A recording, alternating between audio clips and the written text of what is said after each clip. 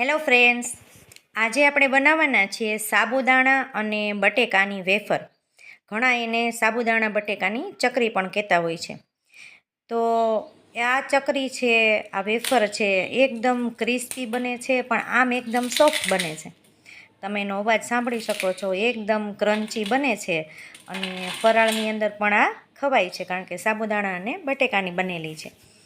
તો આવી વેફર બનાવવા માટે મેં 500 ગ્રામ સાબુદાણા લીધા છે અને એકદમ સફેદ અને બેસ્ટ ક્વોલિટીના ડીમાર્ટમાંથી 1 કિલોનું પેકિંગ લીધું છે. અને અહીંયા હું 500 ગ્રામ સાબુદાણા લઉં છું અને આ સાબુદાણાને રાતે આપણે સરસ રીતે પલાળી દેવાના છે. તો સૌથી પહેલાં આપણે સાબુદાણાને સારી રીતે 3થી 4 પાણીએ ધોઈ નાખશું અને એનો બધો જે ઉપરનો સફેદ કચરો છે એ બધો કાઢી નાખશું. ત્યારબાદ એને આખી રાત આપણે પાણીમાં પલાળી રાખવાના છે અને સવારે આ સાબુદાણા છે એ સરસ રીતે પલળી જશે. હવે પલળ્યા છે કે નહીં કેમ ખબર પડે? તો સાબુદાણા છે એનો દાણો હાથમાં લઈ અને આ રીતે નખથી આપણે પ્રેસ કરવાનો, એટલે જો એકદમ સ્પ્રેડ થઈ જાય છે અને છૂટા છૂટા થઈ ગયા છે તો આપણા સાબુદાણા છે એ સરસ રીતે પલળી ગયા છે. હવે આપણે એને 2 ગ્લાસ પાણી નાખી અને ધીમા તાપે એને કાચ જેવા થાય ત્યાં સુધી ઉકળવા દેવાના છે. સાબુદાણા ઉકળે ત્યાં સુધીમાં મેં 500 ગ્રામ બટેકા પણ બાફી લીધા છે. તો બાફેલા બટેકા છે એને મેં આવો એક રસ કાઢવાની જારી લીધી છે. હવે ગાંઠા ન રહે બટેકામાં, એટલા માટે આ જારીથી આપણે અથવા તો કોઈ મેશરથી આપણે એને મેશ કરી લેવાના છે. અહીંયા મેં રસ કાઢવાનો જારો લીધો છે. આ જારાની મદદથી આપણે આ રીતે દબાવી અને એને એકદમ સરસ ઝીણું ફાઇન કરી દેશું, એટલે એમાં સહેજ પણ ગાંઠા ન રહે. તમે જોઈ શકો છો કે આ બટેકા છે એ એકદમ સ્મૂથ થઈ ગયા છે અને એમાં સહેજ પણ ગાંઠા નથી. હવે આપણે મસાલો કરી લઈએ. તો 5થી 6 મીડિયમ તીખી મરચીને મિક્સર જારની અંદર આપણે ગ્રાઇન્ડ કરી લેવાની છે. અધકચી ગ્રાઇન્ડ થાય એટલે એની અંદર 3-4 ચમચી પાણી નાખીને સરસ ગ્રાઇન્ડ કરી લેવાની, જેથી આપણે જ્યારે વેફર પાડીએ ત્યારે એમાં કાંઈ મરચાંની કટકી આડી ન આવે.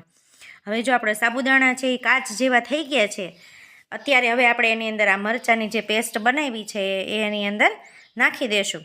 તમે જેવું તીખું ખાતા હોય એ પ્રમાણે તમે મરચી પણ નાખી શકો. અને અહીંયા મેં 3 ચમચી આખું જીરું અને 1.5 ચમચી મીઠું લીધું છે. આ બધું નાખી અને આપણે સરસ રીતે મિક્સ કરી દેવાનું છે અને સાબુદાણા તળિયે બેસી ન જાય એનું ખાસ ધ્યાન રાખવાનું છે. સાબુદાણાને સતત હલાવતા રહેવાનું છે. હવે આવી કન્સિસ્ટન્સી થાય એટલે આપણા બાફેલા બટેકા છે અને ધીમે ધીમે આપણે સાબુદાણાની અંદર એડ કરી દેવાના છે. સાબુદાણામાં ચમચો ઊભો રહે ને અને પડી ન જાય ત્યાં સુધી આપણે સાબુદાણાને ઉકળવાના છે, પછી જ એને બટેકા નાખવાના છે.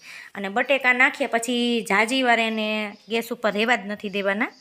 ગેસની ફ્લેમ જેવા બટેકા નાખીએ એટલે બંધ કરી દેવાની છે અને આ રીતે બટેકાને સાબુદાણાની અંદર બરાબર ગાંઠા ન રહે એ રીતે મિક્સ કરી દેવાના છે અને સાવ ઠરવા દેવાનું છે. એકદમ ઠરી જાય એમ લાગે કે હાથ ઉપર આપણે લઈએ છીએ સાબુદાણાનું તો જરા પણ ચોટતું નથી કે ગરમ નથી લાગતું, એટલે આપણે એને આવી રીતે એક કોથળી, મેં પ્લાસ્ટિકની જાડી કોથળી આવે છે એવી લીધી છે અને એની અંદર આપણે એને નાખી દઈશું સાવ ઠરી જાય ત્યારે જ.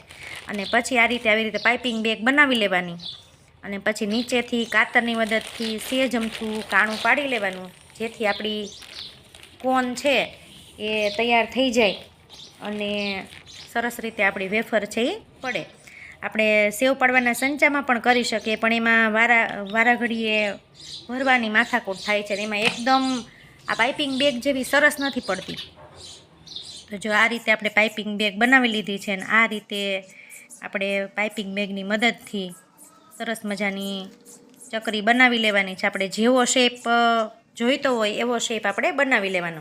અહીંયા મેં 2 પ્રકારની બનાવી છે, સીધી પટ્ટી પણ બનાવી છે અને આવી ચકરી ટાઈપની પણ બનાવી છે, જલેબી જેવી. તો તમે તમારા શેપ મુજબ, તમને અનુકૂળતા હોય એવા શેપ મુજબ આપણે બનાવી શકીએ. તો આ રીતે ફટાફટ બનાવી અને એને તડકે અથવા તો છાંયે જેમ તમને અનુકૂળ આવે એમ, પણ તડકે 1 દિવસ તો તમારે એને રાખવી જ પડશે. પછી વચ્ચે એકાદી વાર ફેરવી લેવાની અને 2 દિવસે લગભગ આ જો એકદમ સરસ રીતે મારે સુકાઈ ગઈ છે તો આપણી ચકરી છે, વેફર છે તૈયાર છે. હવે તેલ ગરમ કરી અને એને આપણે તળી લઈએ. તો તો આ રીતે મેં ફૂલ તેલ ગરમ આવવા દીધું છે અને આપણે ચકરી છે એ તળી લઈએ. આ ચકરી છે એ વાર તહેવારમાં આપણે ખાઈ શકીએ અને બાળકોને તો ખૂબ ભાવે છે. આપણે આને ટમેટા ફ્લેવરની અંદર પણ બનાવી શકીએ છીએ. ઘણા એને ફુદીના ફ્લેવરમાં પણ બનાવતા હોય છે. તો ટમેટામાં પણ સરસ થાય છે, ફુદીના ફ્લેવરની પણ એટલી જ મસ્ત થાય છે. આના પછીનો વિડીયો છે આપણે ટમેટા અને સાબુદાણાની વેફરનો બનાવવાના છીએ, તો એમાં પણ જોડાયા રહેજો. જો તમે જોઈ શકો છો કે આપણી વેફર છે એ કેટલી સરસ તૈયાર થઈ છે અને એનો ક્રંચ જુઓ, એકદમ ક્રિસ્પી બની છે અને સોફ્ટ પણ એટલી છે. તો આ રીતે સાબુદાણા અને બટેકાની વેફર ચોક્કસથી એક વખત ટ્રાય કરજો. નાના મોટા સૌને ભાવશે ને ટેસ્ટમાં તો એકદમ બેસ્ટ છે.